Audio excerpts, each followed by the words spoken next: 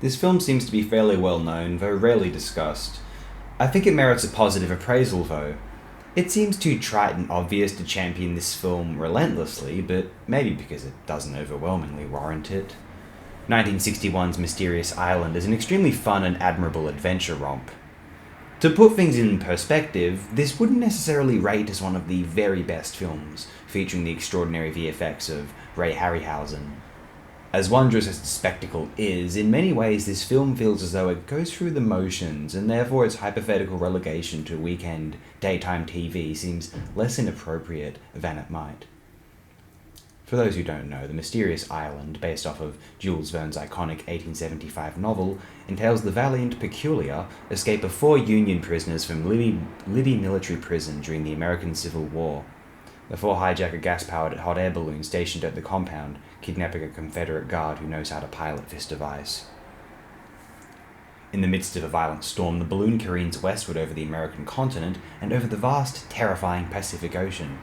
The balloon eventually tears open, and the crew wind up on an unknown, titularly mysterious island. The novel is known as the anachronistic sequel to Verne's earlier classic 20,000 Leagues Under the Sea.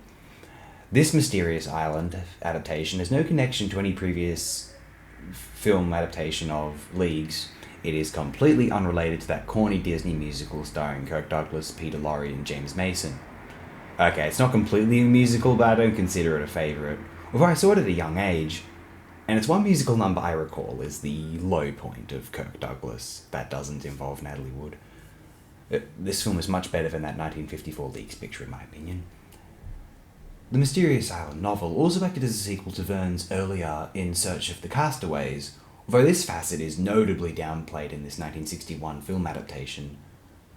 Hey, if you recall an earlier film of the day, 1981's Mystery on Monster Island, loosely based off of Verne's later novel Godfrey Morgan, one gets the impression that this film is what Mystery on Monster Island was seeking to potentially emulate as far as a cinema experience goes. Harryhausen's creatures in Mysterious Island include that nasty crab, the sequence of which allegedly inspired George Lucas for a particular segment of Attack of the Clones.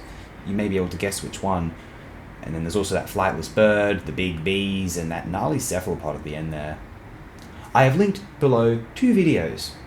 One showcasing all of Ray Harryhausen's stop-motion creations throughout the illustrious career, and the other is the wonderful Clara Darko's Movie Monster mashup, energized by Alice Cooper's Feed My Frankenstein. It's known as Movie Monsters, Aliens, and Other Foul Creatures. I first viewed it when I was like 11 or 12 years old, and it's enchanted me ever since. I don't know what happened to Clara. She used to create content on YouTube and moved to Dailymotion. She's created a redux of this video, but what I've linked to you is the original that was uploaded by someone else on Dailymotion. I don't know if it was related to Ms. Darko or not. Anyway, I give this film an endorsement. If you haven't seen it and would like to, I'd wholly recommend so.